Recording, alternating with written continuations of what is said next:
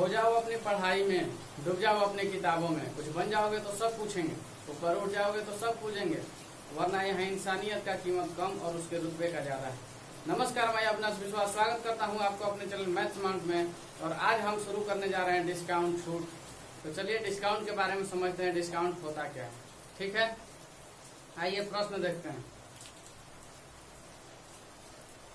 ऊपर लिखा हुआ है डिस्काउंट बट्टा। बट्टा क्या होता है? छूट को बट्टा कहते हैं। छूट या बट्टा एक ही चीज हुआ, ठीक है। जैसे अच्छा, एक चीज और जानिए कि जो डिस्काउंट मिलता है, छूट मिलता है, हमेशा एमआरपी पर मिलता है, अंकित मूल्य पर मिलता है, मैक्स रिटेल प्राइस पर मिलता है, एमआरपी। ठीक है, इसको मैक्स रिटेल प्राइस, ठीक है। इसको हिंदी में अंकित मूल्य बोला जाता है। अंकित मूल्य वैसा मूल्य जो वस्तु पर अंकित किया गया हो, लिखा गया हो।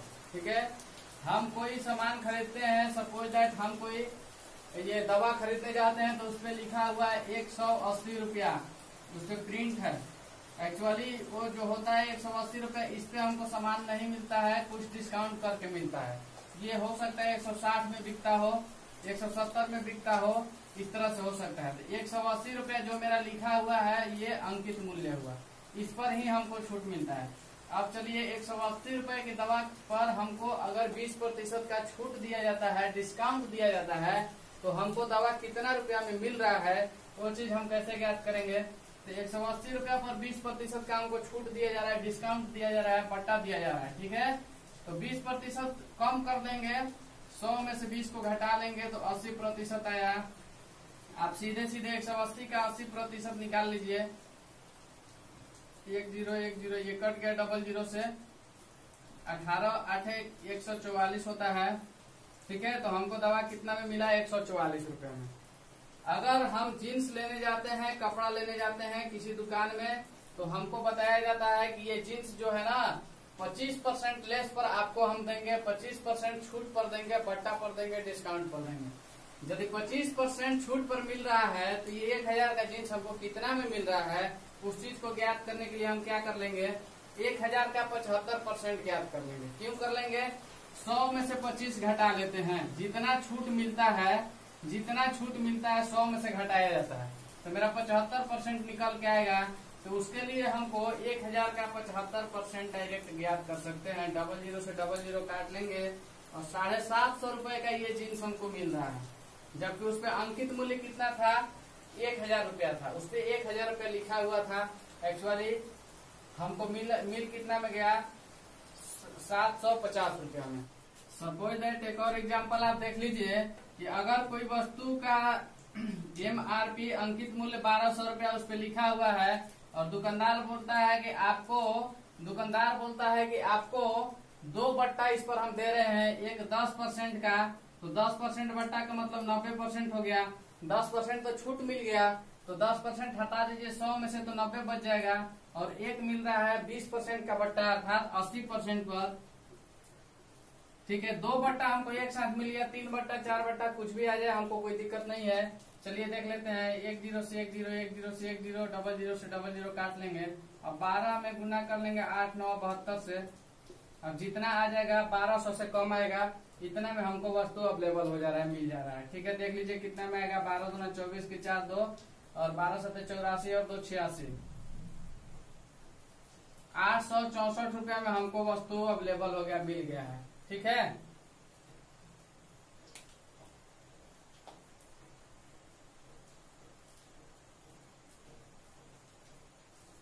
तो इस तरह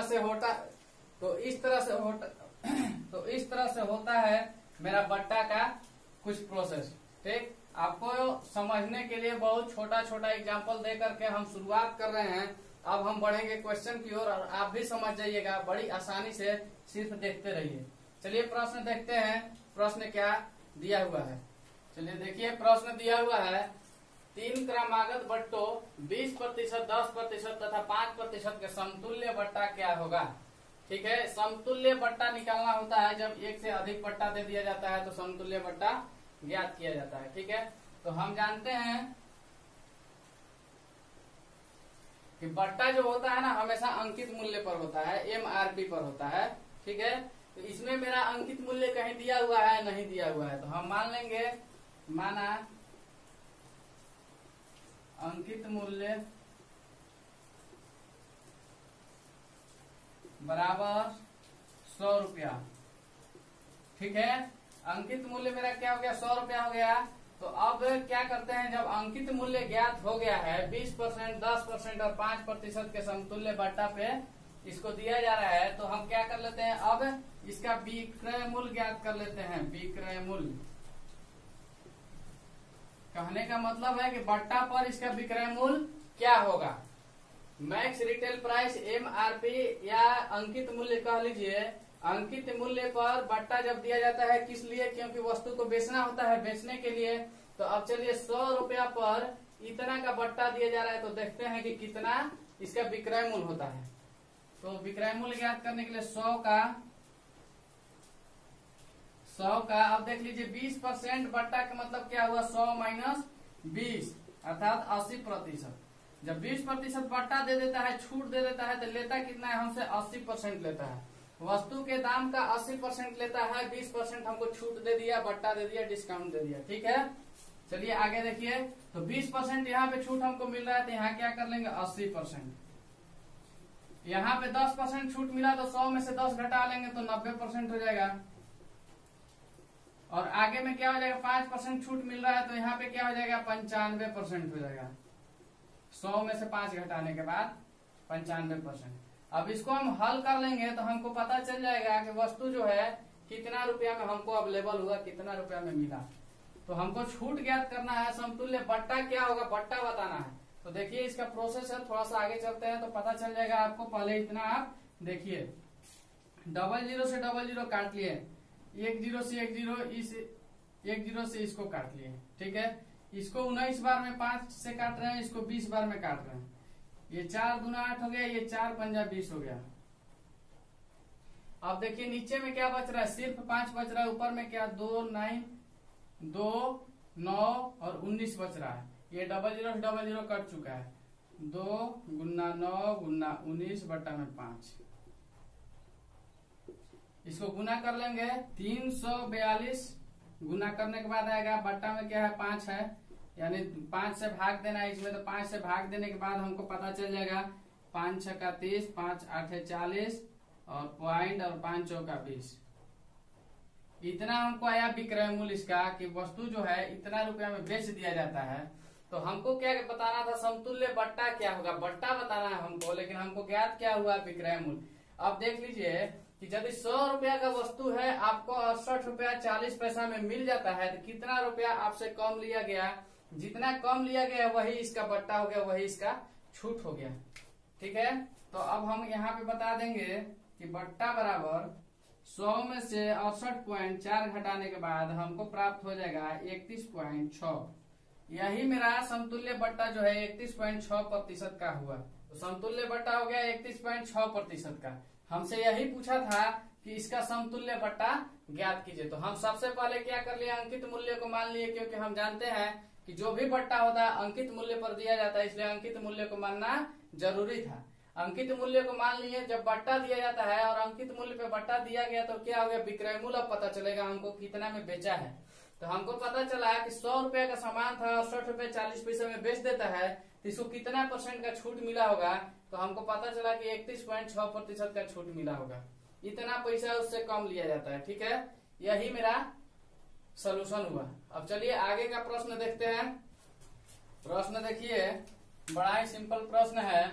प्रश्न दे दिया है कि 20%, 25% तथा 10% बट्टा श्रेणी पर अंकित मूल्य 1500 रुपया वाली वस्तु का विक्रय मूल्य ज्ञात कीजिए। पिछला प्रश्न में हम लोग विक्रय मूल्य ज्ञात करके देख लिए हैं। तो चलिए आप अपने से इसको ज्ञात करके हमको दिखाइए, बताइए कि कितना इसका विक्रय मूल्य होगा।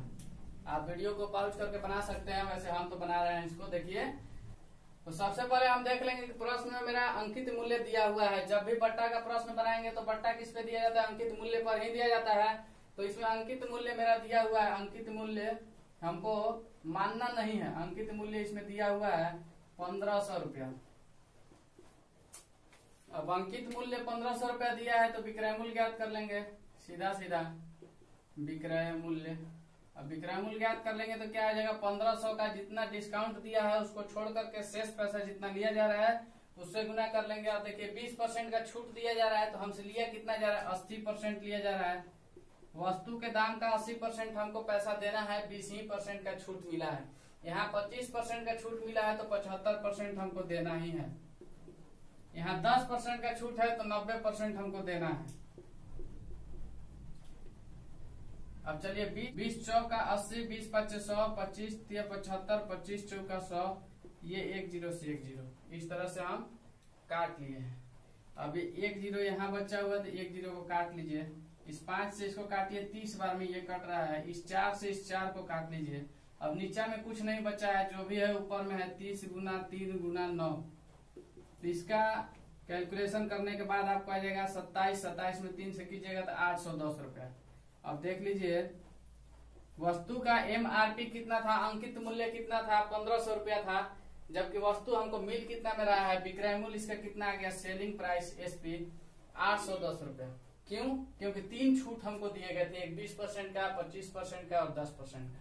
ठीक है, चलिए आगे का प्रश्न देखिए। प्रश्न देखेंगे, एक कमीज का अंकित मूल्य 600 रुपया है। 2 क्रमागत बट्टे देने के बाद इसका मूल्य 432 रुपया हो जाता है। यदि दूसरा बट्टा 10% हो तो पहला बट्टा कितना होगा, हमको बताना है। देख तो प्रश्न में अंकित मूल्य दिया हुआ, अंकित मूल्य कितना, 600 रुपया, और कुछ दिया हुआ है। इसका मूल्य जो है 432 रुपया है। ये क्या है, विक्रय मूल्य है। विक्रय मूल्य 432 रुपया। और हमको बताना क्या है, पहला, हम दूसरा बट्टा दिया हुआ है, हमको बताना है पहला बट्टा। पहला बट्टा क्या मान लेंगे, पहला बट्टा 100%। अब चलिए देखते हैं इसको बना करके। तो विक्रय मूल्य बराबर लिख लेंगे 600 का 100 माइनस x बट्टा में 100 और गुना 90 बट्टा में 100। ये दोनों बट्टा है। दूसरा बट्टा कितना है, 10% का छूट मिल रहा है तो 90% हमको देना होगा।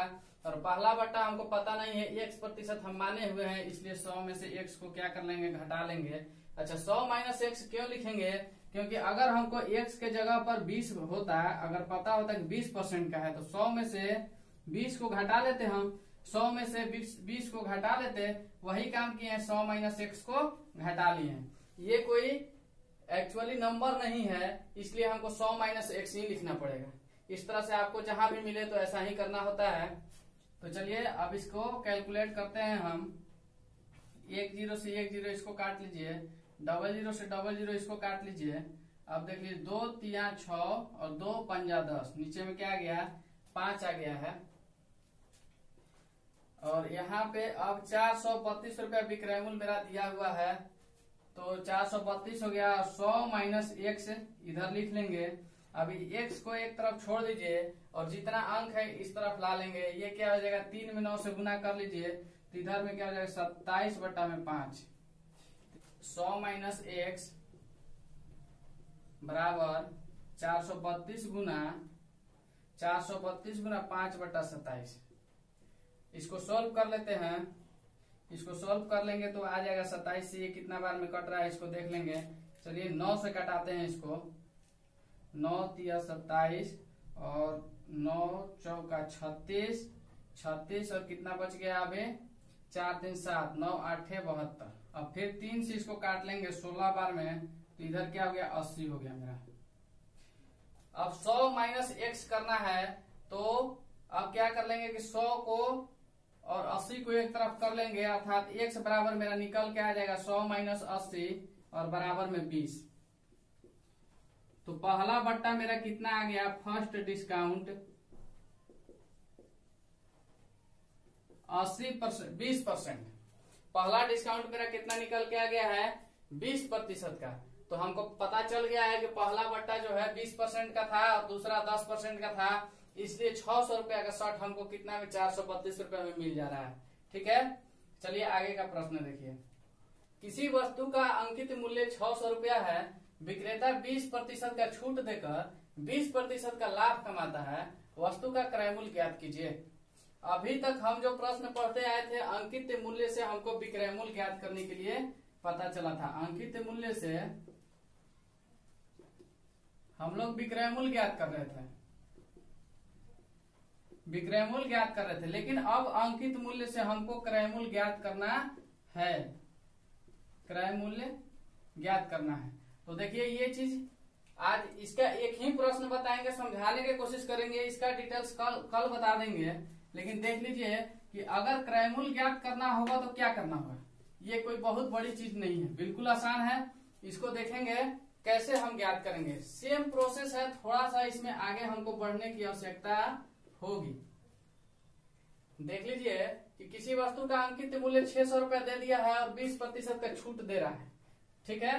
तो चलिए अंकित मूल्य कितना दिया हुआ है, 600 रुपया दिया हुआ है और छूट कितना दे रहा है, 20% का, अर्थात 80% 600 रुपया का लेगा हमसे। 600 रुपया का 80% हमसे लेगा, क्योंकि 20% ही हमको छूट दे पा रहा है। हमको कितना छूट दे पा रहा है, 20% का। अब 600 का 80% हम निकाल लिए तो कितना हो जाएगा मेरा, 20 चौका 80 और 20 पंजा 100। इसको इससे काटिए, 12 5 60, 120 बन, तो 480 रुपया छूट देने के बाद आया, ठीक है। लेकिन ये कह रहा है 20% छूट दे करके 20% का लाभ कमा लिया। अब इसको 480 रुपया जो है ना 120% के बराबर है। 120% बराबर 480 रुपया हो गया है। 120% हम क्यों लिख रहे हैं, क्योंकि सीपी जो होता है, सीपी 100% के बराबर होता है। ये सीपी कौन है, क्रय मूल्य है। क्रय मूल्य जो होता है हमेशा 100% का बराबर होता है। तो सीपी क्या, 480 बटा में 120 और गुना में 100। तो चलिए इससे इसको काटिए, 4 बार में निकल के मेरा आ गया। तो क्रय मूल्य बराबर 400 रुपया, ठीक है। कोई डाउट है, कोई दिक्कत है, कोई दिक्कत नहीं है। ये देखिए प्रतिशत जो है ना, प्रतिशत में 100% जो होता है, 100% का मतलब क्रय मूल्य होता है। अगर 100% से कुछ भी कम हो जाता है, 1 2 10 20 जितना प्रतिशत कम हो जाएगा तो क्या हो जाता है, हानि हो जाता है। और 100 पर जितना जोड़ा जाता है वो लाभ हो जाता है। तो यहाँ 120 है, अर्थात 100 से 20 अधिक है, तो इसका मतलब है कि 20% का लाभ हो रहा है। तो ये लाभ सहित जो है ना, इसका विक्रय मूल्य में 20% का लाभ हो रहा है, तब जाके 480 रुपया के बराबर है। इसीलिए 100% बराबर, अर्थात क्रय मूल्य हमको ज्ञात करना है। तो 100% बराबर 400 रुपया मेरा निकल के आया है। तो हम समझ रहे हैं कि वस्तु का जो क्रय मूल्य है 400 रुपया है, तब जाके अंकित मूल्य कितना था, 600 रुपया है। और वस्तु का विक्रय मूल्य ये जो है एसपी है, ये इसको क्या बोलते हैं, विक्रय मूल्य। विक्रय मूल्य क्या हो गया, 480 है, ठीक है। तीनों चीज कंफर्म हो गया। उम्मीद करते हैं कि आपको समझ में आ रहा होगा। इसी तरह से देखते रहिए मैथ्स अमाउंट। और आज मुझे दीजिए इजाजत, मिलते हैं कल अगले वीडियो के साथ। धन्यवाद। और हाँ, लाइक सब्सक्राइब और शेयर करना मत भूलिएगा। Thank you.